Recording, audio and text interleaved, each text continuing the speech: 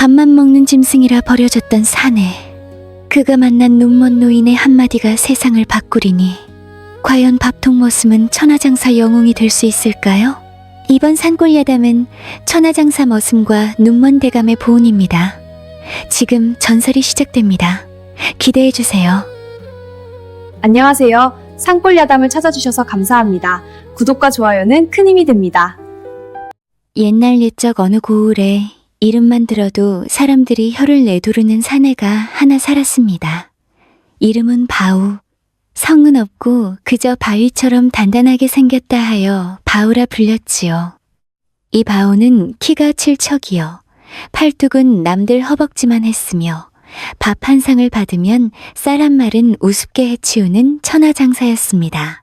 하지만 하늘은 공평하신지 그에게 산만 한 덩치를 주신 대신 어수룩하고 순에 터진 성품도 함께 주셨습니다. 이놈 바오야! 네 이놈! 내가 오늘 먹은 밥그릇이 몇 그릇이냐? 일은 굼뜨기 짝이 없고 힘만 쓸 줄 알았지 머리는 돌덩이 같으니 내 집 기둥뿌리 뽑히기 전에 당장 나가거라! 대감마님, 저기 제가 오늘 마당 텃밭도 다 치워드리고 나무도 새 산더미나 해왔는디요. 시끄럽다! 내 놈이 먹어치운 쌀값이면 소를 3마리는 샀을 게야. 당장 짐 싸서 나가! 바우는 억울한 마음이 굴뚝 같았지만 워낙 말이 느려 댔고 한마디 못하고 쫓겨났습니다. 보찜 하나 달랑 메고 산길을 오르는 바우의 배에서는 꼬르륵 소리가 산짐승 울음보다 크게 울려 퍼졌지요. 산새가 험해지더니 갑자기 진눈깨비가 날리기 시작했습니다. 바우는 커다란 나무 밑에서 잠시 쉬어갈 요량으로 고개를 돌렸는데 저 멀리 깎아지른 절벽 끝에 웬 노인이 서 있는 게 아니겠습니까? 노인은 눈이 먼 듯 초점 없는 눈으로 허공을 보고 있었습니다. 지팡이 하나에 의지한 채 부들부들 떨고 있는 노인의 발은 이미 절벽 끝에 걸려 있었죠. 아이고 어르신, 거긴 낭떠러지구먼요. 위험해요. 여기가 정령 이승의 끝인가 보구나. 보이지 않으니 죽을 자리도 못 찾는구려. 아이고 무슨 소리셔요. 아직 살 날이 9만 리 같은디 제가 업어드릴 테니 꽉 잡으셔요. 제 등이 좀 넓어서 안 떨어질 거구먼요. 바우는 그 추운 날씨에 자신의 겉옷까지 벗어 노인을 감쌌습니다. 그리고 밤새도록 근처 동굴에서 노인을 품에 안고 자신의 체온으로 노인을 살려냈습니다. 다음날 아침 눈을 뜬 노인은 보이지 않는 손으로 바우의 얼굴과 팔뚝을 천천히 더듬었습니다.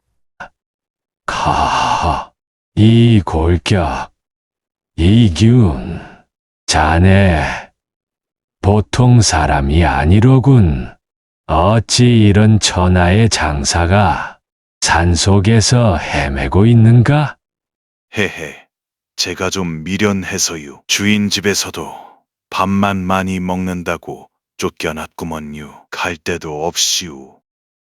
자네는 밥통이 아니라 세상을 담을 그릇일세. 내가 비록 눈은 멀었으나 사람의 연기는 볼 줄 안다네.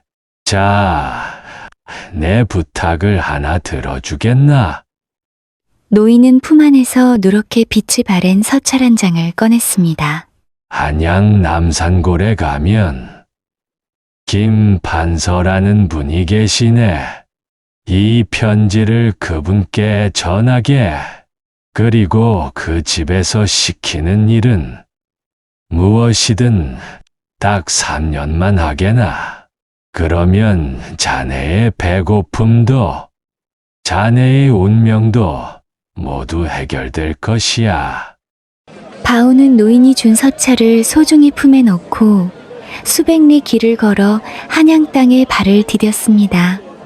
남산골 김판서 댁을 찾는 것은 어렵지 않았습니다. 고래등 같은 기와집이었지만 어찌된 일인지 집안 분위기는 초상집처럼 무겁고 서늘한 기운이 감돌고 있었지요. 저기 계셔요? 산속 어르신이 이 서찰을 전해주라고 하셨는데요. 산속 어르신이라니. 아니 이 서찰은 나의 스승님이신 퇴계 대감의 필체가 아니냐. 서찰에 쓰여 있기를 가문을 살릴 보배를 보내니 당장 안채에 쓰러져가는 기둥을 이 사내에게 맡기라 하시는구나. 김 판서의 집은 겉보기엔 화려했으나 밤마다 정체 모를 괴물이 나타나 집안의 가장 중요한 대들보를 갉아먹고 있었습니다. 그 때문에 기둥은 휘어지고 판서의 자식들은 원인 모를 병으로 쓰러져 갔지요. 김 판서는 믿져야 본전이라는 마음으로 바울을 안 채 기둥 옆에 세웠습니다. 바우라 했느냐. 오늘 밤부터 네가 할 일은 저 기둥 아래 주춧돌 옆에 버티고 서서 무슨 일이 있어도 기둥이 쓰러지지 않게 몸으로 받치는 것이다. 할 수 있겠느냐? 헤헤, 무거운 거 하나는 자신 있어요. 걱정 마셔요, 대감마님. 밤이 깊어 삼경이 되자 갑자기 사방에서 피비린내 나는 바람이 불어오기 시작했습니다. 집안의 나무들이 비명을 지르듯 뒤틀렸고 거대한 그림자가 천장에서 내려와 대들보를 짓누르기 시작했습니다. 어이쿠, 요놈 봐라. 어디서 남의 집 기둥을 건드려. 영차. 바우는 남들 허벅지만 한 팔뚝으로 기둥을 감싸 안았습니다. 괴물의 무게가 수천 근에 달했지만 바우의 발은 마치 땅속 깊이 뿌리를 내린 고목처럼 꿈쩍도 하지 않았습니다. 바우의 몸에서 뜨거운 기운이 뿜어져 나오자 기둥을 짓누르던 검은 그림자가 비명을 지르며 흩어지기 시작했습니다. 갈 데 없어서 쫓겨난 나도 여기 이렇게 버티고 있는디 나무 막대기 내 놈이 쓰러지면 안 되지. 내가 딱 버티고 있을 테니 꼼짝 마라. 밤새도록 바우는 사람 주춧돌이 되어 집을 지탱했습니다. 신기하게도 바우가 기둥을 붙들고 있자 집안의 서늘한 기운이 사라지고 알아누웠던 판서의 아들들이 깊은 잠에 빠져들며 안색을 회복하기 시작했습니다. 그날 밤 이후 바우는 김판서 댁의 가장 든든한 주춧돌이자 수호신이 되었습니다. 해가 뜨면 마당을 쓸고 산에서 나무를 해와 불을 피우고 밤이면 어김없이 안채 기둥 곁을 지켰습니다. 김판서는 그런 바우를 단순히 머슴으로 대하지 않았습니다. 바우의 몸에서 나오는 정직한 기운이 집안의 도끼를 몰아냈음을 깨달았기 때문입니다. 바우야, 이제 너는 낮에는 나와 함께 글을 읽고 예법을 익히자꾸나. 하늘이 내게 그토록 큰 힘을 주신 것은 단순히 짐을 옮기기 위함이 아니라 훗날 나라를 바칠 사람이 되라는 뜻일 게다. 헤헤, 제가 이름도 못 쓰는 돌머리인디요. 판서 어르신이 가르쳐 주시면 죽을 힘을 다해 배워보겠구먼요. 그렇게 3년의 세월이 흘렀습니다. 밤만 축내던 어수룩한 바우는 이제 없었습니다. 그는 판서 밑에서 익힌 학식과 타고난 무예를 겸비한 늠름한 청년 장수로 거듭났지요. 김판서는 바우를 자신의 양자로 입적하며 가문의 성씨를 내려주었습니다. 3년의 약속이 끝나는 날, 바우는 자신을 한양으로 보냈던 그 눈먼 노인을 찾기 위해 다시 그 산을 찾았습니다. 화려한 관복을 입고 비단 말을 탔지만 바우의 마음은 여전히 노인을 걱정하는 순박한 머슴의 마음 그대로였습니다.